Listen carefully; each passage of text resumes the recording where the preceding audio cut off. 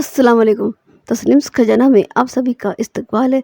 आज हम बनाने जा रहे हैं करेले का अचार। जी हाँ, जिस तरह से करेले के अचार बनाने का तरीका मैं बताने जा रही हूँ, उस तरह से आप बनाएंगे तो आपके करेले का अचार बिल्कुल भी कड़वा नहीं बनेगा। यह करेले का अचार झटपट बनेगा और साथ ही लजीज भी होगा।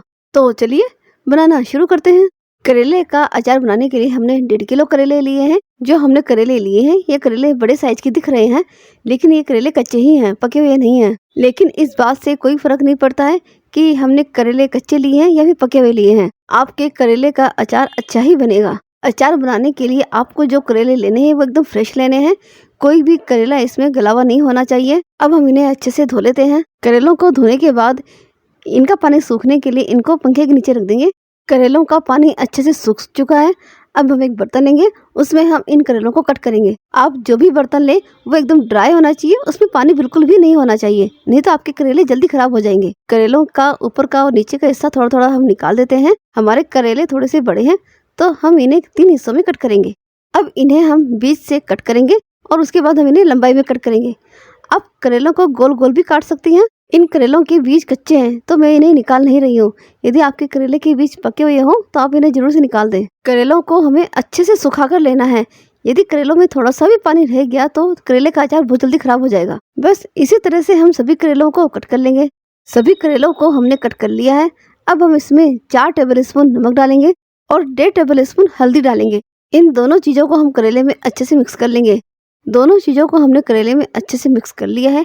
अब हम इन करेलों को किसी साफ प्लेट से ढककर धूप में रख देंगे। धूप में हम इन्हें 1.5-2 घंटे के लिए रखेंगे। अब हम करेले के अचार में जो मसाला डलेगा उसकी तैयारी कर लेते हैं। अब इस पैन में हम डालेंगे 3 टेबल स्पून जीरा, 3 टेबल स्पून धनिया के बीज और 1.25 टेबल स्पून दाना मेथी, 7 सूखी लाल मिर्च। इन सभी चीज़ों को हम लो फ्लेम पर ड्राई रोस्ट कर लेंगे। जब तक ये क्रिस्पी नहीं हो जाती है तब तक हम इन्हें पकाएंगे। इन चीज़ों को ड्राई रोस्ट करने से यह होता है कि हमारा अचार काफ़ी दिनों तक खराब नहीं होता है। मसाले अच्छे से क्रिस्पी हो गए हैं। अब हम गैस की फ्लेम को बंद कर देंगे और इन मसालों को अब हम मिक्सर जार में डालकर पीस लेंगे। और ये मसाले जब थोड़े से ठंडे हो जाए तभी हमें पीसना है। हम करेले के अचार में अदरक, लहसुन और इमली भी डालेंगे। तो इसके लिए हमने अदरक ली है 75 ग्राम, लहसुन लिया है 100 ग्राम और इमली भी हमने 100 ग्राम ली है। ये तीनों चीज़ें आप जरूर डालें। इन्हें डालने से करेले के अचार का टेस्ट बहुत ज़्यादा बढ़ जाता है। मसालों को हमने पीस लिया है और मसालों को हमने दरदरा ही पीसा है। इस मसाले को हम किसी दूसरे बर्तन में निकाल लेते हैं और अब इसी जार में हम अदरक डालेंगे। अदरक को हम छोटे छोटे टुकड़ों में कट करके डालेंगे। इसमें हम लहसुन डालेंगे। वो जार थोड़ा छोटा पड़ रहा था तो मैंने फिर बड़ा जार लिया है। मिक्सर जार में हम यह इमली भी डाल देते हैं। यदि आपकी इमली में बीज हो तो आप बीजों को निकाल कर मिक्सर जार में डालें। और इन चीज़ों को भी हमें दरदरा ही पीसना है। मैंने करेलों को धूप में 1.5-2 घंटे रखने के लिए कहा था, लेकिन मुझे बीच में कुछ और काम करना पड़ गया तो मेरे करेलों को रखे हुए धूप में 4 घंटे हो गए हैं। तो इससे कोई फ़र्क नहीं पड़ता है कि हम 1.5-2 घंटे रखें या फिर 4-5 घंटे रखें। अब आप देखिए करेले ने कितना पानी छोड़ दिया है। तो इस पानी को हमें फेंकना नहीं है, इस पानी को हमें करेले में ही रहने देना है। और करेलों को हमें धोना भी नहीं है। यदि हम धोएंगे तो हमारा करेले का अचार ज़्यादा दिन नहीं चलेगा। यदि हम चाहते हैं कि हमारे करेले का अचार सालों साल चले तो हमें इन्हें बिल्कुल भी नहीं धोना है। और यकीन मानिए आपके करेले का अचार बिल्कुल भी कड़वा नहीं बनेगा। जो हमने इमली, अदरक और लहसुन को दरदरा पीसा था वो हम इसमें डाल देते हैं। और जो मसाले ड्राई रोस्ट करके हमने दरदरे पीसे थे वो भी हम इसमें डाल देते हैं। और साथ ही हम डालेंगे 1.25 टीस्पून कलौंजी और 1.5 टेबल स्पून मोटी सौंफ। सौंफ को मैंने पीसा नहीं है, साबुत ही मैंने डाला है। आधा टीस्पून हम इसमें डालेंगे सरसों के बीज।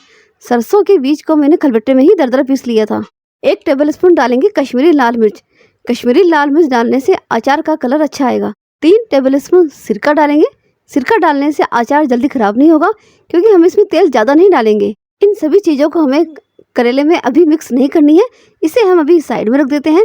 और उससे पहले हम एक पैन में 2 कप तेल गर्म करेंगे। हमने सरसों का तेल लिया है क्योंकि अचार में सरसों का तेल ही ज़्यादा इस्तेमाल किया जाता है और सरसों के तेल से ही अचार लाजवाब बनकर तैयार होता है। तेल को हमें अच्छे से गर्म करना है क्योंकि सरसों के तेल में जो कड़वाहट होती है वो खत्म हो जाए। तेल अच्छे से गर्म हो गया है। आप देखिए इसमें से धुआं भी निकल रहा है। अब हम गैस की फ्लेम को बंद कर देंगे। अब इस गर्म तेल में से आधा तेल हम इन मसालों के ऊपर डालेंगे।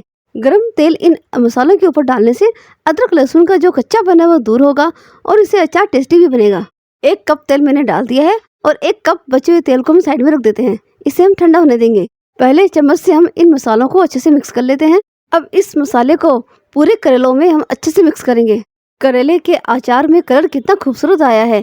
अब देखिए कितना शानदार लग रहा है हमारा करेले का अचार। सभी चीज़ों को हमने अच्छे से मिक्स कर लिया है। अब जो बाकी का तेल हमने बचा के रखा था वो ठंडा हो चुका है, तो वो हम तेल इसमें डाल देते हैं और तेल को हम करेले में अच्छे से मिक्स कर लेंगे।